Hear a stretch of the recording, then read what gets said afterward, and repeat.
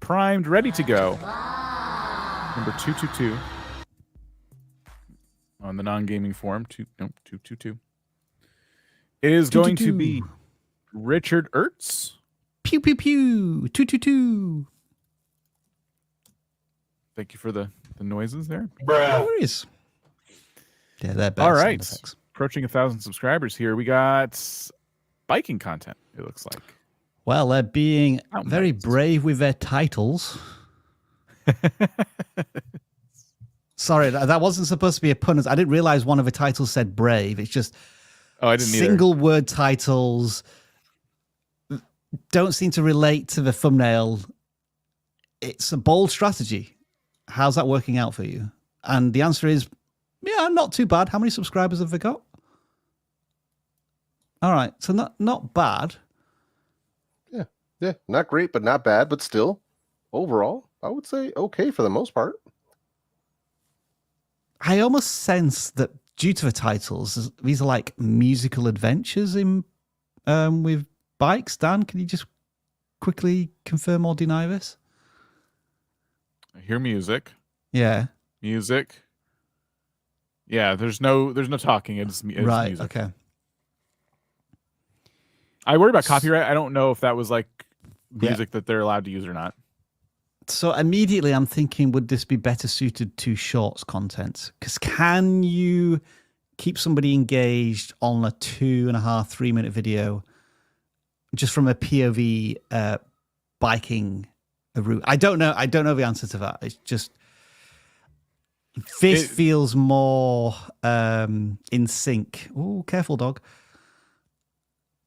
So yeah, it is music and bikes jumping, and I think it does work really well with shorts. I would love to see the long form videos, mostly about your journey. I would love to know about what it takes to maintain these bikes. This is like a big thing that people do, and there's a lot of facets to it.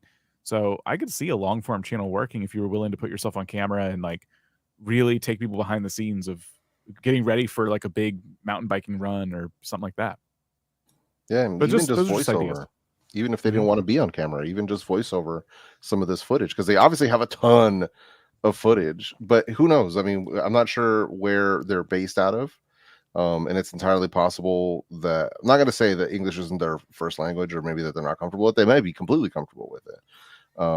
This might have been a choice that they made where they didn't want to do that, but it could definitely help, considering that they already have the footage and they could do some explanations of where they're at or what's going on. I don't know if that would be a second channel type of deal.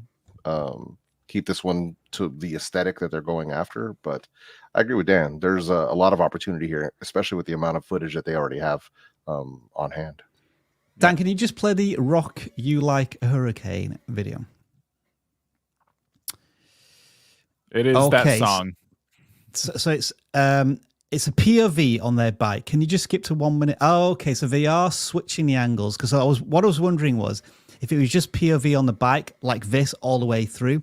It looks cool, but after 15 to 20 seconds, you want to see another angle or another shot, and that's why I think this content may be more appropriate to shots. But they are switching the angle and having different clips throughout, so that's all right. But I still think, at 15 to 20 seconds per, like, you don't need to see 3 or 4 people going down this section and having this long a shot. I think it needs to be switching every 5 to 7 seconds if you wanted to keep the viewer engaged for the entire 4 minutes.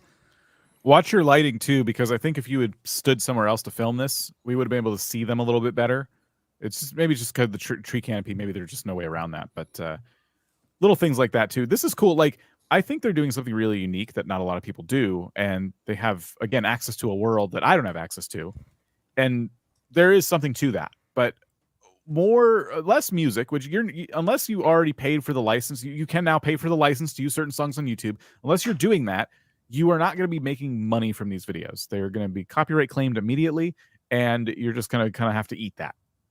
You know, I would love to see more of your personality in these long form videos. I think we're all kind of like on that same page. Oh, that's interesting. Dan, just go back to that video. Well, actually, go to the top. I think that our tool is telling us something really interesting here. So the channel is not monetized, right? Oh, but the video was. But if you go to the video, Yeah. it is monetized, probably Yeah. because you're using copyrighted music. Yep.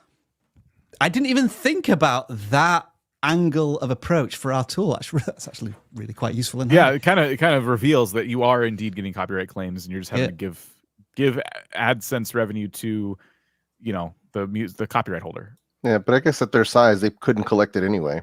So sure, yeah, True. they're not above 1,000 subs. But if that video got tons of views and then they got like subscribe or monetized, a bunch of new subscribers, people went back to old video, then you're not getting anything from it. At that point, that's where it would make sense. I mean, once they got monetized, it would make sense for them to pay for a subscription like Epidemic Sound or MusicBed or something along those lines, where they could use music that they want and keep their revenue. Right.